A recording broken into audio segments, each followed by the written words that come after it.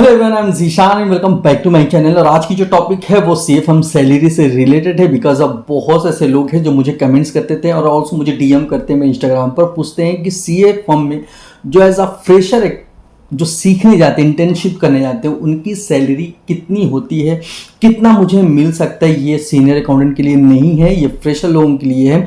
But अगर आप senior बन जाते हैं, अगर वहाँ पर काम करते हैं या फिर अदर जाते हैं, तो कितनी आपकी सैलरी एक्सपेक्टेशन आपकी होगी, कितना आप कमा सकते हैं अकाउंटिंग फील्ड से। आज बहुत कुछ जानेंगे इस वीडियो में।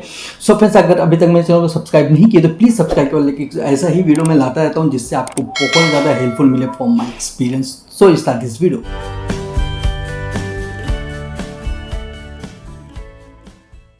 सो फिर बहुत ऐसे लोग हैं जो जिनके मन में एक सवाल होता है, वो सैलरी से रिलेटेड होता है। जब हम कोई फर्म में जा रहे हैं तो हमारी जो हम फ्रेशर हैं, हमें कुछ नहीं आता, बट उनकी सैलरी कितनी होनी चाहिए, ये बहुत लोगों को जानने की ज़रूरत है। और बहुत लोग ऐसे हैं जो मुझसे पूछते हैं, क्योंकि I am still learning in CFM और मैं काम करता हूँ एज अकाउंटेंट पोस्ट पे हूँ। और मैं जो सीखा हूँ, जो मैं जाना हूँ, वही चीज़ मैं आपको शेयर करता हूँ। तो मोस्टली लोग मुझसे जो कमेंट्स करते हैं कि मैं फर्म में जा रहा हूँ, मुझे मेरी इंटर्नशिप की जॉब लग गई है, मैं एज अ फ्रेशर जा रहा हूँ काम करने, काम सीखने, तो मुझे कितना मिलेगी। देखिए, मैं घुमा फिरा कर नहीं बात करना चाहता, वीडियो ज़्यादा लंबी नहीं बनाना चाहता। मैं यहीं पे बात करने क्लियर कर देना चाहता हूँ कि अगर आप सीएफएम में जॉब करने जा रहे हैं तो आपकी जो एक्सपेक्टेशन है मेरे हिसाब से वो 5 and 8,000 इन बिटवीन है। तो मोस्टली लोग ज़्यादा फर्म में पैसे नहीं देते एक इंटर्नशिप को, और इसलिए नहीं देते क्योंकि आप फ्रेशर है, आप कुछ नहीं आता, आप जा रहे हैं सीखने के लिए, और सीखने को कोई पैसा देता है तो ये बहुत बड़ी बात है।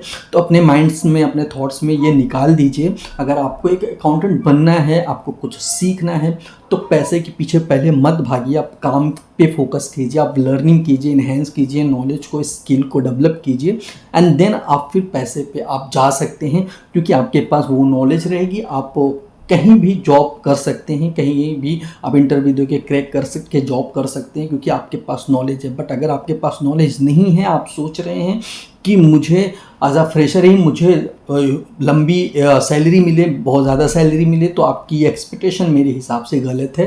क्योंकि मैं भी लो सैलरी पे काम किया हूँ जब मैं फ्रेशर था, और मैं भी इस पर एक वीडियो बनाऊँगा कि कैसे आप जो लो सैलरी है इस पर कैसे आप एक अच्छी सैलरी तक पहुँच सकते हैं। और लोगों की जो मेंटालिटी है वो मैं बहुत लोगों की जो मुझे डीएम मिलती है और जो मुझे यहाँ पे कमेंट्स मिलता है यूट्यूब पर, उन लोगों का यही सोच है, यही एक कमेंट्स रहता है कि मेरी सैलरी कितनी होगी। तो मैं 5 से लेके 8,000 इन बिटवीन ऐसा ही रहता है।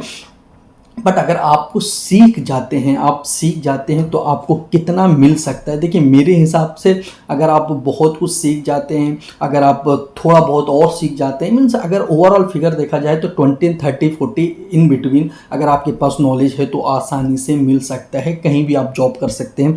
एंड ये भी नहीं है कि सिर्फ इतना ही, आप बहुत कमा सकते हैं इस फील्ड में। अगर आपके पास पर्सनल क्लाइंट भी आप हैंडल कर सकते हैं, तो ये ओवरऑल डिपेंड करता है आपके नॉलेज, स्किल, ये सारी चीज़ों पर, राइट। ये सारी चीज़ें जब आप एक्वायर करते हैं तो ये आपके लिए बहुत ही ज़्यादा फ़ायदा हो। इसीलिए मैं हमेशा कहता हूँ कि आप पहले अगर फ्रेशर हैं तो पैसे के पीछे प्लीज़ मत भागिए। आप अपने नॉलेज को इन्हेंस कीजिए, अपने स्किल को डेवलप कीजिए, एंड देन आप, आई एम श्योर कि आप बहुत अच्छे से पैसे कमा सकते हैं इस फील्ड में।